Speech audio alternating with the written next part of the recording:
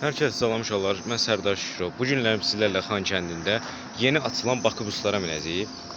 Gördüyünüz kimi mən çox sevinirəm ki, Xankəndi bu qədər inkişaf eləyir. Yəni Bakı buslar gətiriblər. Yəni avtobuslar gəlişir də qısaca. Mən sevinirəm. Çox danışmayım. Takip et, bəyənməyi unutmayın. Videoya keçək.